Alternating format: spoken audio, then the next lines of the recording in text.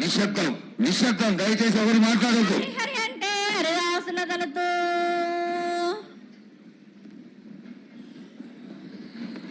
శివంటే శివునికి పేరు, నవంటే బ్రహ్మకు పేరు.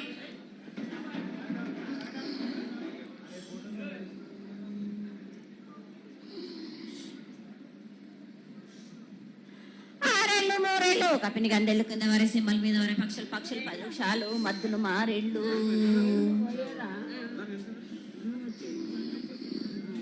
ఇచ్చిన ఈశ్వరుడు రాసిన బ్రహ్మదేవుడు రాసిన రాత ఫలాన దేశపతిలింగా మా బట్ల భైరవుడా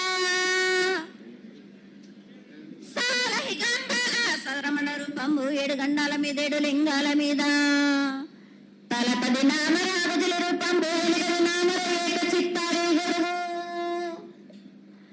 రేపల్లే చెన్నై తిరగటెదురుగయ్యా పగలు సాక్షిగా పొద్దు తిరగని పన్న పూలు గట్ల తిరగని గన్నెర్లు సద్దు తిరగని సంఖ్య పెంగలేలు సకల సూత్రాల సామెటి గంగా చిన్నెటి గంగా పెద్దెటి గంగా 12 హస్తాల భారతి గంగా 9 హస్తాల దవకటి గంగా కసు గంగా అరడ గంగా రక్త గంగా నాగకుండలో ఉండే ఎండనపుల గంగా తేనెకుండలో ఉండే తేలేటి గంగా పాలకుండలో ఉండేటి పాతాల గంగా సొప్పబెల్లో ఉండే తెప్పల గంగా గంగను లేందే గడి ఆగలేము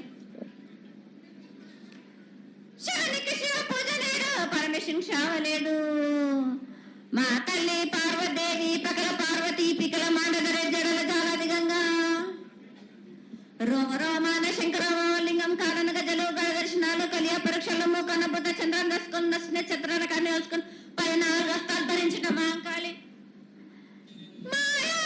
చిన్న ఈరభద్ర కమేష్ దేవదూలరు లాచురు మతం పల్లికిది మంగనాలరి సొకం పాటవిది భూమి కన్నా ముందు పుట్టిన బుద్ధుడిది 4 లోకాల కన్నా ముందు పుట్టిన వేమ్ల వాడవి సకం పాటవిది నేర్పిన కీర్తి జోగమ్మ కీర్తి బాలమ్మ కీర్తి పోషమ్మ మేటల మంగసూత్రం చేయించిన గోల్కొండ విజయ్ కుమార కిన్నర జయించిన ఆనందిష్ సత్యనారాయణ నా సాటిగా నా పలక దర్శన ఎరకల దేవిచ్చిన పుట్టిన నా బులకు సుందరి కరవిచ్చిన కైలాసవతి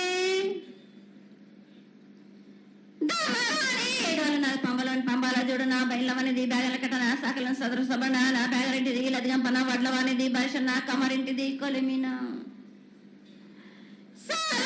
బొగరాన్న సరసమైన వాటాన బాలన్ బొంగరాన్న బొగరం దాని బొడుగంటన మాదగింటి గూటాన నాటి పెద్దమనంటి దండుమారమ్మనంటి పల్లెలమ్మనంటి ఇరుగులమ్మనంటి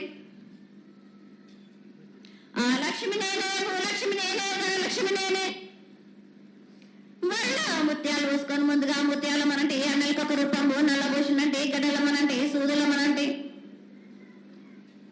కనకాల కట్టం వేసినంటే నా చిన్న తమ్ముడు పీనుగులమ్మలన క్షరణము 7 రక జలంలో యాకంగా ఉన్నాము తల మీద దండం పెట్టుకొని నా పేద గ్రామానికి ఏమి విచారం. అమ్మ జగన్మాత మహాకాళి 250 సంవత్సరాలుగా ఈ లష్కర్కు వచ్చి అందరినీ ఆదరిస్తున్నటువంటి జగన్మాతకి ప్రతి సంవత్సరం కూడా దినదిన ప్రవర్ధమానమై నువ్వు కోరుకున్న విధంగా ఈ సంవత్సరం 16 రోజులు కూడా అత్యంత ఆనందంగా ఇసుక వేస్తే రానంత అంతటి జనంతో జాతర జరిపించుకుంటున్నాం. ఏ అవాంతరమైనటువంటి సంఘటనలు జరగకుండా చల్లగా కాపాడుతున్నాం. ఈ సంవత్సరం నీకు జరిగినటువంటి పూజలు అత్యద్భుతంగానే జరిగినవని ఆశిస్తాం. నీ యొక్క ఆశీర్వాదాన్ని తెలియజేయ తల్లి. ఏటేటి కంటి ఈ ఏడున సంతోషంగా ఆనందంగా అందుకున్నా నా బాల బచ్చలనందరినీ నా కొల్లారికి సంతోషంగా ఆనందంగా రప్పించుకున్నాను. వాళ్ళు చేసిన పూజలన్నీ నేను ఆనందంగా అందుకున్నా. నేను ఎవరికి ఏ ఆటంకం లేకుండా చూసుకున్నాను కూడా. నేను ఏ ఆపద రాకుండా కూడా నన్ను కొలిచిన వారికి నిమ్మై నిలిసి మహంకాళిని. అమ్మా తల్లి, అందరూ గోనాలు సమర్పిస్తున్నారు. గోనాలు ముఖ్యమైనవి నీ పూజకి. ఈ పూజలో గోనాలు ఏ విధంగా సమర్పించాలి, ఎట్లా సమర్పించాలి, ఎవరు సమర్పించాలి అనేది ఒక చిన్న తెలియని విషయం తల్లి. నీ ముఖ తరహా తెలియజేస్తే ఆనందపడతాం.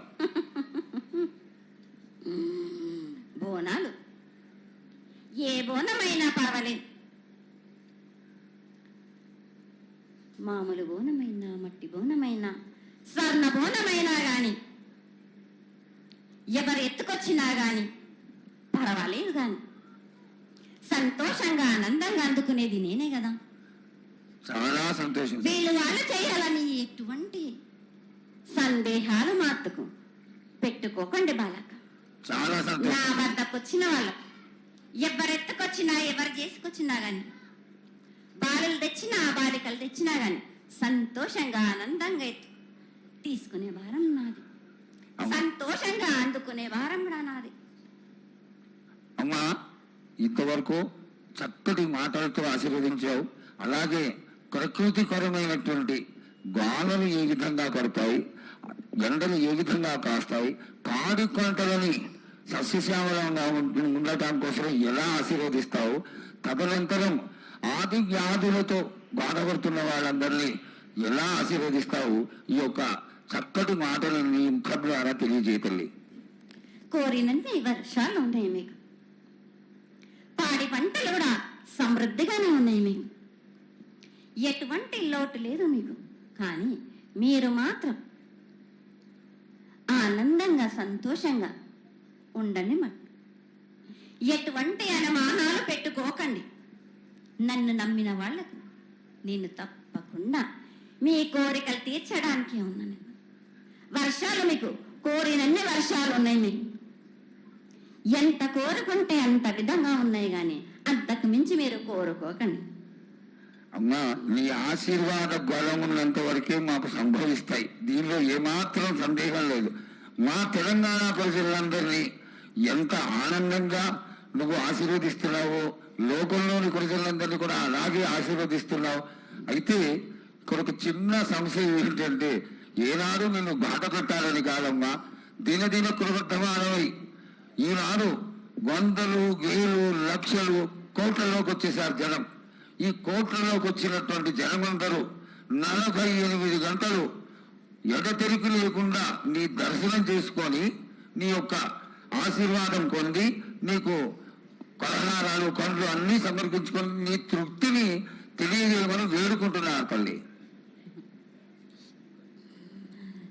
నన్ను దాటి రావాలంటే, నా వద్దకు రావాలంటే ఆ మాత్రం కూడా కష్టం లేకుంటే ఎట్లా బాలక? మిన్ను కాపాడేది కూడా నేనే కదా. ఎటు తిరిగి మీరు కష్టం లేకుండా ఉంటే మీరు సుమ్మరిపోతలు అయిపోతారు కదా. ఆ మాత్రం కూడా మీరు కష్టపడాలి కదా నా వద్దకు రావడానికి కూడా.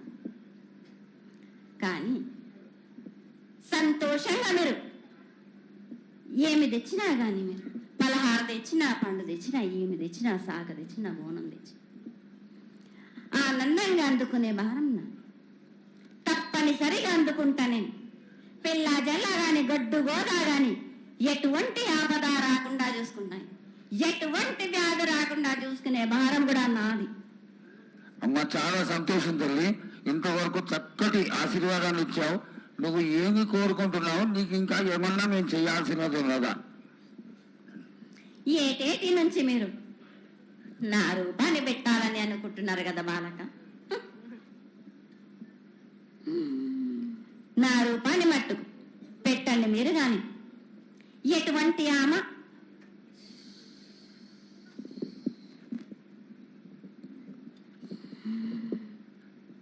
ఎవరేమి చేసినా గాని నేను మాత్రం తప్పకుండా నా రూపాన్ని శాశ్వతంగా పెట్టించుకుంటాను. ఎవరెంత అడ్డుపడ్డా గాని, ఎవరేం కోరుకున్నా గాని నా రూపం మట్టుకు తప్పనిసరిగా నేను నిలబెట్టుకుంటాను. అమ్మా, ఇది ఆశీర్వాదమే కాదు తల్లి, నీ ఆజ్ఞగా భావించి పెద్దలందరూ, ఆలయానికి సంబంధించిన పెద్దలందరూ దీని యొక్క ఏర్పాట్లలో సన్నద్ధమై వెనకాల కార్యక్రమాలన్నీ జరుగుతూనే ఉన్నాయి తల్లి.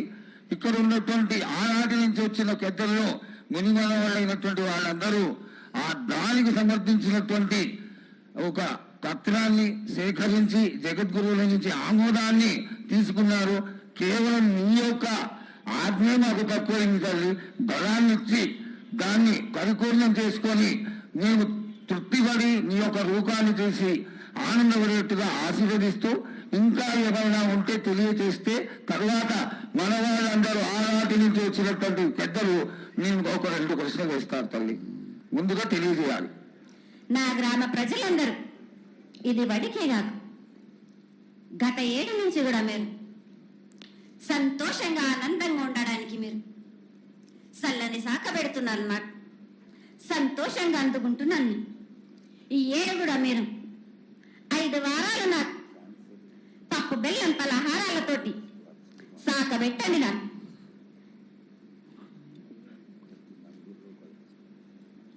అమ్మా, మన రాష్ట్రంలో చాలామంది రోగాలతో బాధపడుతున్నారు, డయాబెటీస్తో. వాళ్ళకి మీ చల్లని చూపు కావాలి, అందరూ ఆరోగ్యంగా ఉండాలని నేను ప్రార్థిస్తున్నానమ్మా. ఏటేడు మీరు మీ విద్యను కానీ చదువును కానీ మీరు ఎక్కువ చేసుకున్నారు అనుకుంటున్నారు. కానీ